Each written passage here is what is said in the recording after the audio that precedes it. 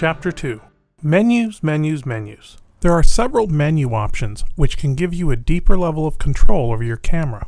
The first settings you can affect appear here in the display when you press the Set button on the joystick. Note that these screens will not appear when the mode switch is set to auto. While in camera mode, pull the joystick to the left to quickly review the last few seconds that have been recorded. When the review is finished, the camera will return to the pause mode. This feature is called End Search. When a digital effect has been selected from the function menu, which we'll discuss a little later on, you can activate it in this screen by pulling the joystick up. The digital effect icon will turn green to let you know it's active. Pull the joystick up again to turn the effect off. At any time, you can press the Set button on the joystick to hide these screens. Pulling the joystick down will reveal the next screen, which is Exposure. Here, you can manually change your camera's exposure value to suit your scene. Simply pull the joystick left or right to lower or raise the exposure value. As you do, notice this scale will appear on the top of the display. When you've got the look you want, pull the joystick up. Pulling the joystick down again will reveal the third screen, which affects the mic level. Pull the joystick up to activate manual levels, then pull the joystick left or right to lower or raise the input level of the camera's microphone. When you've set a manual microphone level, this icon appears beside the audio level indicator. The indicator shows you the amount of sound that is being picked up by the microphone. Generally, you want your audio to be recorded in this range, denoted by yellow bars. It's okay if the audio dips into the lower bars from time to time. It's also reasonable for the levels to dip into the red occasionally. Just be sure that the audio levels never stay too long on either extreme of this graph.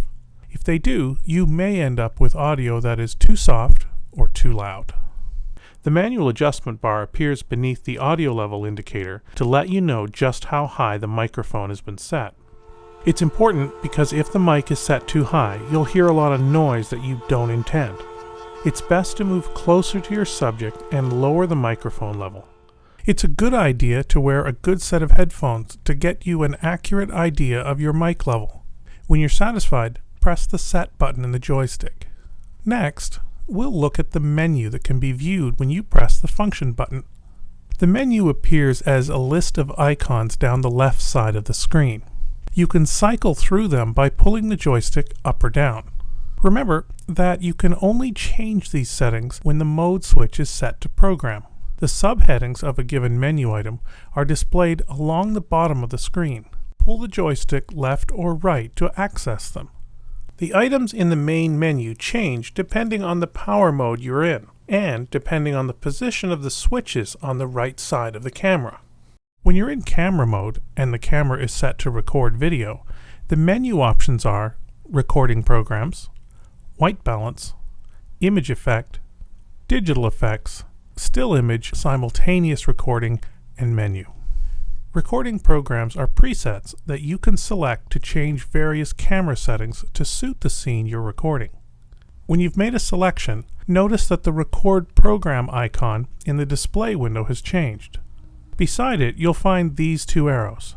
This means that you can change the value of the setting you've selected by pulling the joystick either up or down.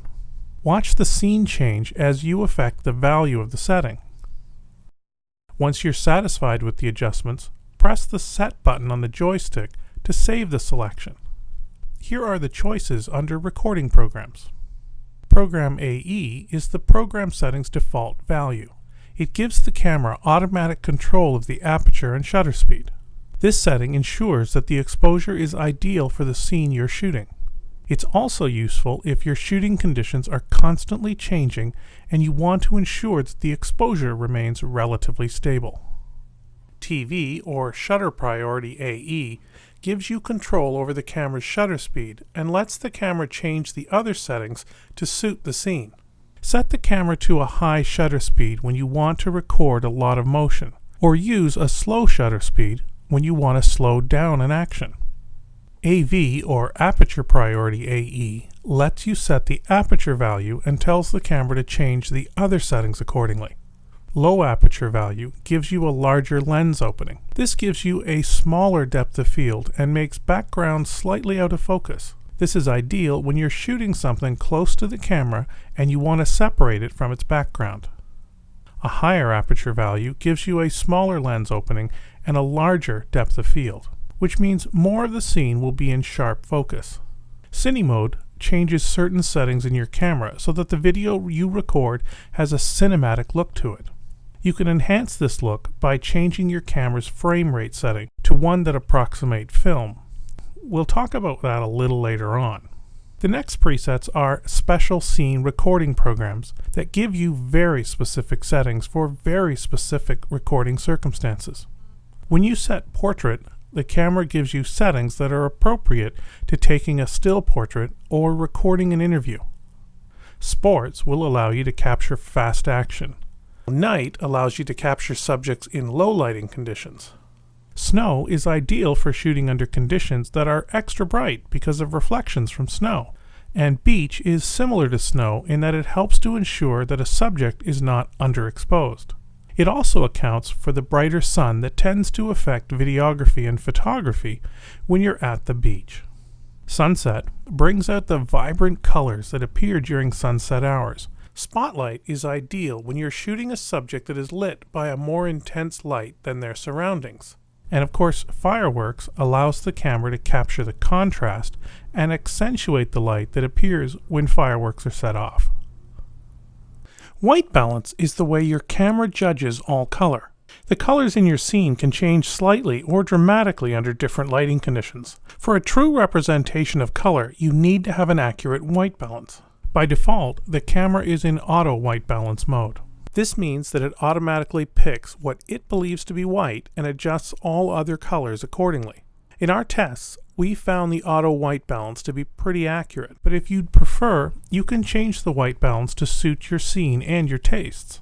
We've shot this under available light in the room with the auto white balance. Now we've changed the white balance to the daylight setting. Of course, this setting is best used when you're shooting outside, but you can see how the outdoor setting affects even this indoor scene. Shade changes the white balance to suit a scene that is shot outdoors, but your subject is in the shade.